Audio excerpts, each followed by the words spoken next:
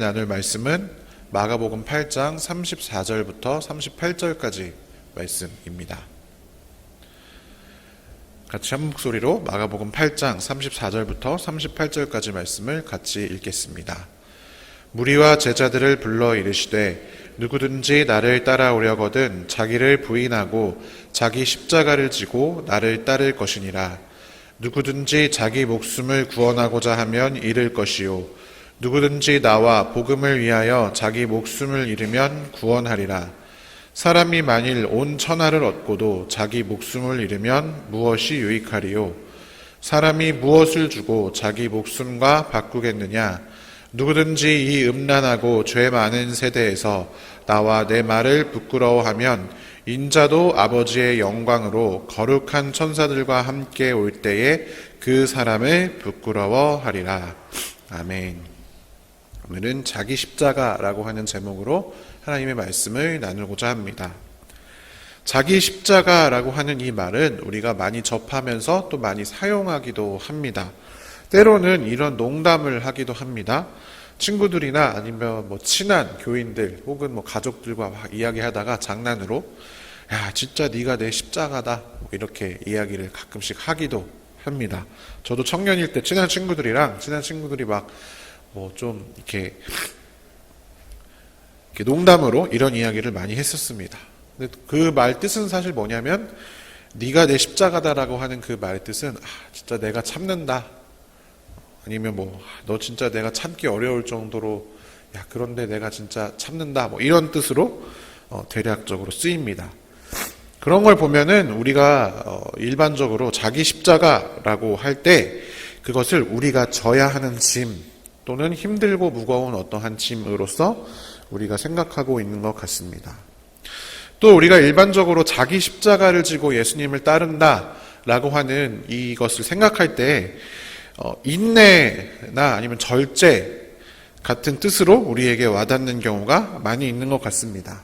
그래서 오늘 본문처럼 자기를 부인하고 자기 십자가를 지고 예수님을 따르는 것 이런 것을 내가 하고 싶은 또 내가 좋아하는 내 본성에 따르면 원하는 이런 것들이 있지만 그것을 내려놓고 열심히 인내하고 희생하고 절제하고 하나님을 따라 살아간다 이렇게 이해하는 경우가 많이 있습니다.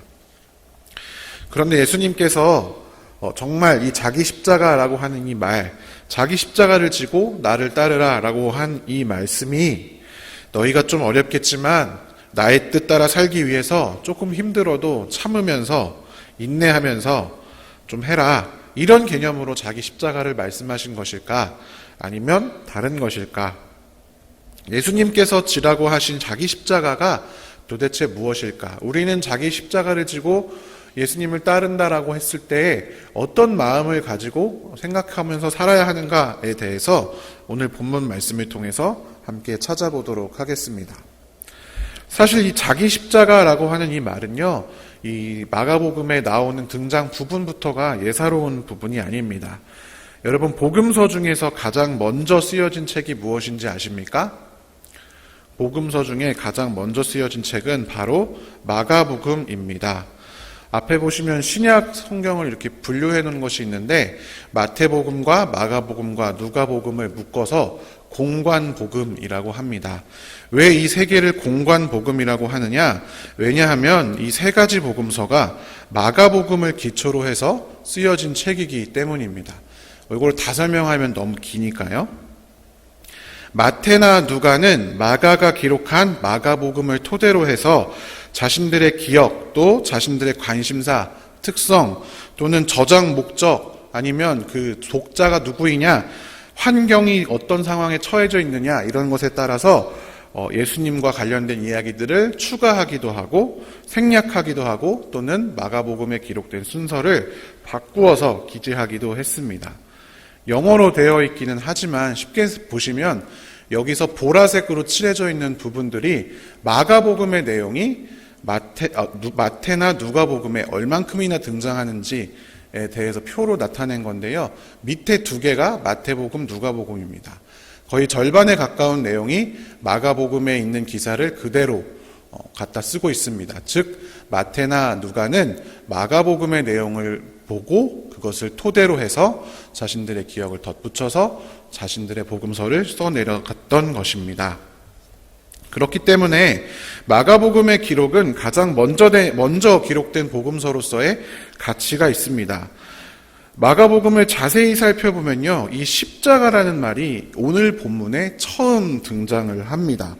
마가복음 1장부터 8장까지 시간 순서대로 쭉 따라와서 읽다 보면 예수님께서 오늘 이 본문에서 십자가를 말씀하실 때까지 십자가는 물론이고 자신의 죽음에 대해서 단 한 번도 말씀하신 적이 없었습니다.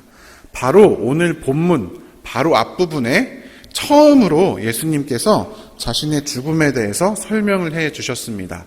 마가복음 8장 31절부터 33절까지 말씀을 같이 읽어보겠습니다. 인자가 많은 고난을 받고 장로들과 대제사장들과 서기관들에게 버림받아 죽임을 당하고 사흘 만에 살아나야 할 것을 비로소 그들에게 가르치시되 드러내놓고 이 말씀을 하시니 베드로가 예수를 붙들고 항변하매 예수께서 돌이키사 제자들을 보시며 베드로를 꾸짖어 이르시되 사탄아 내 뒤로 물러가라. 내가 하나님의 일을 생각하지 아니하고 도리어 사람의 일을 생각하는도다 하시고. 아멘.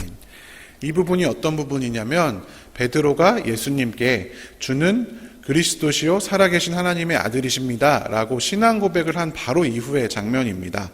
그때 처음으로 예수님께서 자신이 고난을 받고 버림받아 죽임을 당하고 사흘 만에 살아나야 할 것을 비로소 그들에게 가르치셨다. 즉 본인이 나는 결국에는 이 땅에서 죽고 다시 부활할 것이야 라고 알려주셨는데요.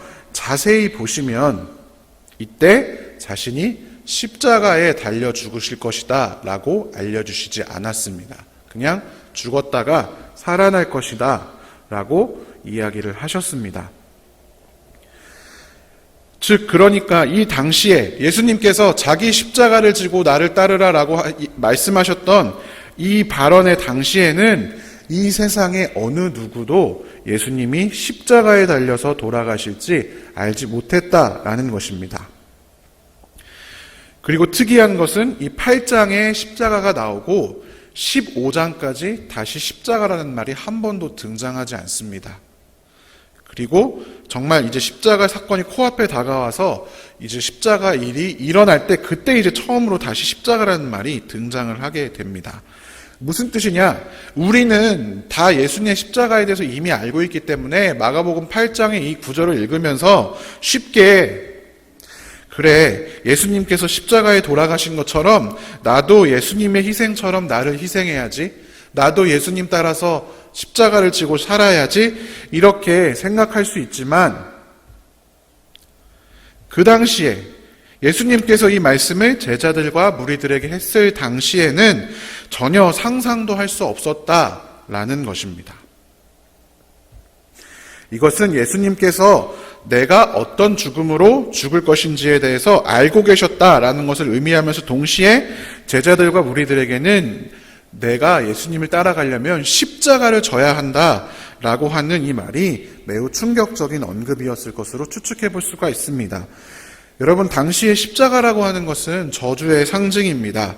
인생이 가장 처참하게 망했을 때, 실패했을 때 자신에게 다가오는 것, 맞이하는 것이 바로 십자가인 것입니다. 새벽부터 죄송합니다만 우리나라 전통적으로 하는 욕, 비속어 욕 중에서 육시랄 이런 말이 있습니다. 이거는 사실 무슨 뜻이냐면 육시를 할 사람 이런 뜻입니다. 육시라는 게 무엇입니까? 그 사극 같은 데 가끔 나오잖아요. 온몸을 말이나 소가 묶어가지고 찢어서 죽이는 형벌을 육시라고 합니다. 능지처참을 받을 만큼 저주받은 사람이라는 욕이 육시랄이라고 하는 욕인데 십자가는 그것보다도 더 심하게 당시 로마 시대, 그리스 로마 시대에는 저주의 상징이 바로 십자가인 것입니다. 즉 제자들이 이 이야기를 들었을 때는 아 그래 나도 희생해야지 이런 게 아니라 뭐라고? 십자가라고? 그게 무슨 말이지? 예수님 도대체 무슨 소리를 하시는 거지? 이렇게 반응했을 것이다 라는 이야기입니다.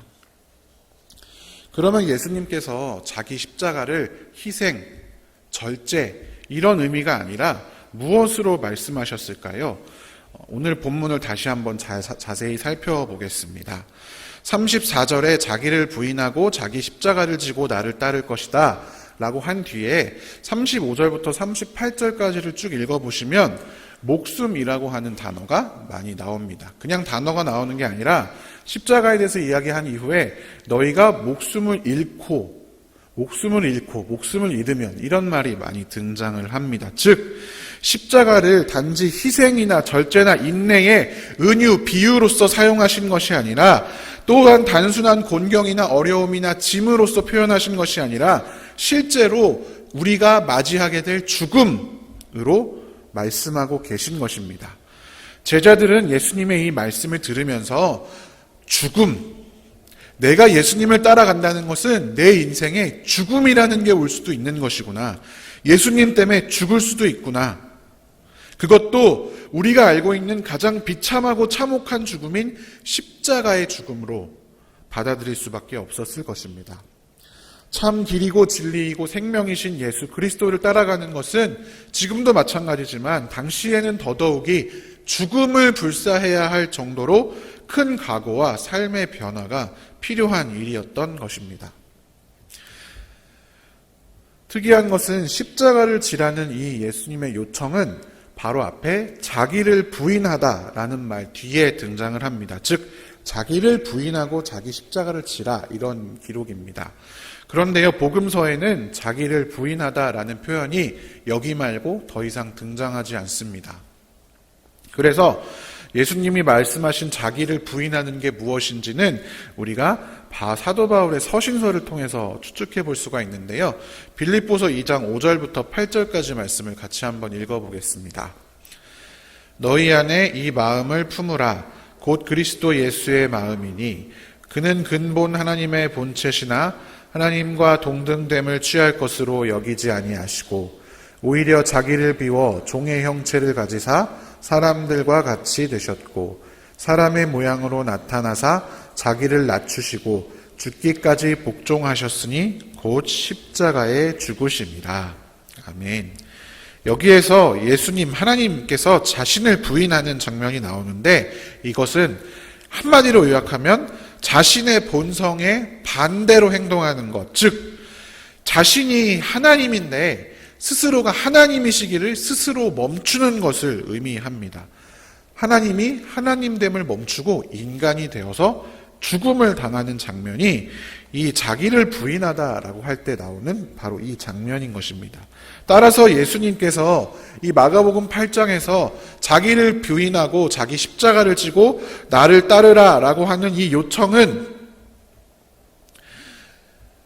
그냥 단순히 내가 원하는 것을 조금 희생하면서 예수님을 따라가는 정도가 아니라 나 자신에 대해서, 나 자신의 정체성에 대해서, 나 자신의 결정에 대해서, 나의 자아에 대해서 근본적으로 포기하는 것을 의미합니다.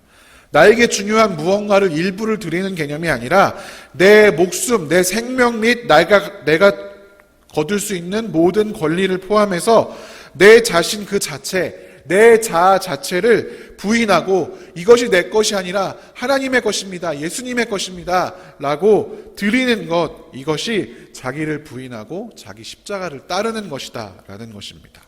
즉 자기를 부인하고 자기 십자가를 지는 것은 단순히 내 인생 중에서 어떤 것을 희생하고 양보하는 차원의 것이 아니라 내 생명을 걸고 내가 그동안 지켜왔던 모든 가치관, 혹 신앙적인 전통 또는 그냥 전통, 습관을 포함한 나의 모든 자아를 버린다라는 것을 의미한다라는 것입니다.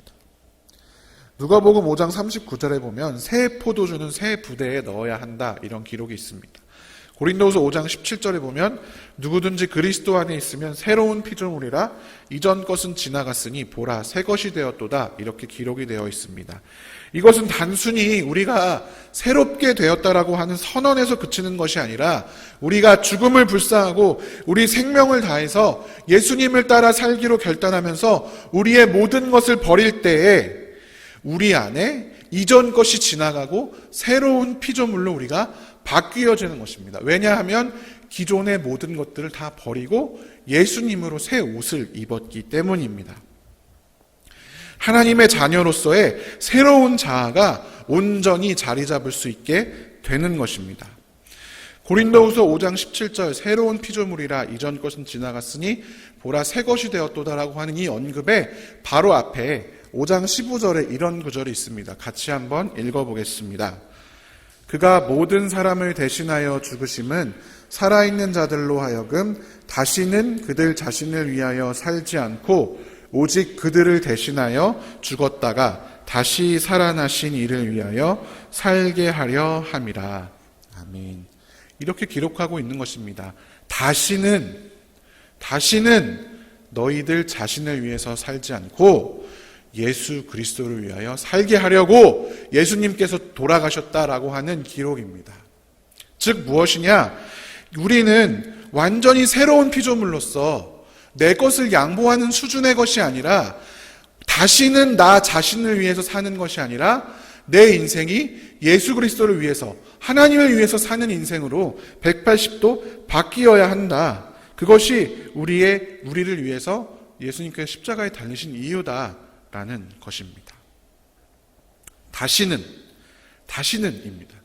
줄여가는 게 아니라 다시는 그렇게 살지 않는 것입니다. 우리는 그러할 준비가 되어 있습니까?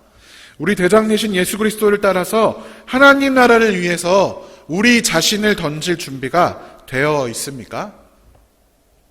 이 아침에 자문하여 보면 좋겠습니다. 다시 본문으로 돌아가서 오늘 자기를 부인하고 자기 십자가를 지고 따를 때 특별한 구절이 있습니다.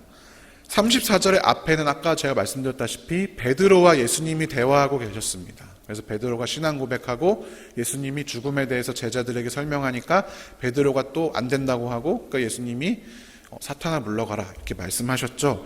그런데 갑자기 예수님께서 베드로 제자들 이렇게 대화하시다가 갑자기 무리와 제자들, 무리라고 하는 건 예수님을 따라다니던 모두를 얘기합니다. 그들을 다 특별히 불러서 얘들아 일로 와봐, 내가 할 얘기가 있어, 잘 들어봐, 불러서 말씀하셨습니다. 이것은 무슨 이야기냐?